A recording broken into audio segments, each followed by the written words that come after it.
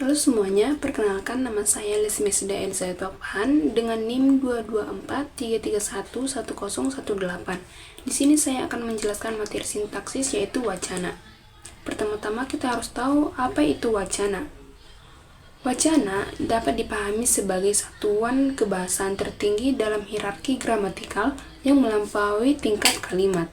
Wacana juga dapat diartikan sebagai gabungan kalimat yang padu secara kohesi dan koherensi.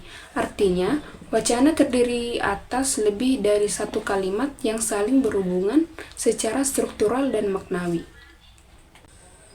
Nah, kita masuk kepada yang kedua, kita ke ciri-ciri wacana. Di sini saya mengambil 3 ciri-ciri wacana seperti berikut.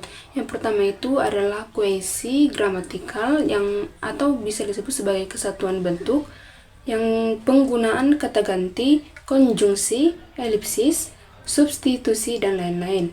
Yang kedua itu adalah koherensi atau kesatuan makna, yang dimana koherensi ini adalah hubungan logis antar kalimat. Yang ketiga adalah keterpaduan kalimat, yang dimana kalimat dalam wacana tidak dapat berdiri sendiri dan saling mendukung makna antar kalimat. Nah, contohnya dapat kita lihat dari layar, yaitu contohnya seperti Budi pergi ke sekolah, ia membawa buku matematika. Buku itu dipinjam dari perpustakaan. Nah, dapat dari contoh tersebut kita dapat menjelaskan bahwa dari kalimat tersebut terdiri atas 3 kalimat dan kohesinya ia merujuk ke Budi, buku itu merujuk ke buku tersebut yaitu sebagai objeknya, dan si Budi ini menjadi subjeknya.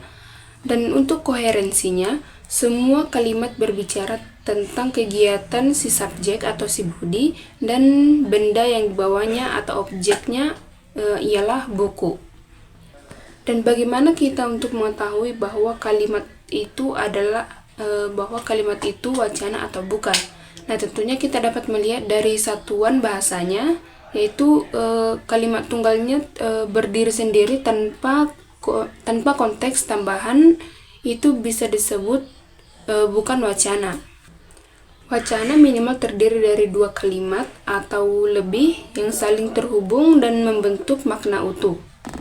Nah, contohnya aku lapar. Nah, kalimat ini bukan wacana karena berdiri sendiri tanpa hubungan dengan kalimat lain.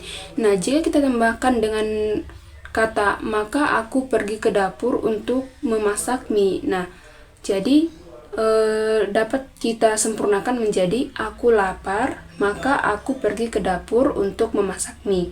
Ini sudah bisa disebut sebagai wacana karena memiliki hubungan logis antar kalimat atau koherensinya.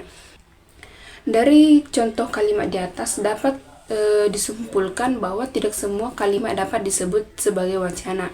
Dalam kajian kebahasaan, wacana merupakan satuan bahasa tertinggi yang menyusun dan menghubungkan berbagai unsur gramatikal seperti kalimat dalam satu kesatuan yang utuh dan bermakna. Wacana tidak cukup hanya berupa satu kalimat, tetapi terdiri atas 2 kalimat atau lebih yang saling terhubung secara struktur dan makna.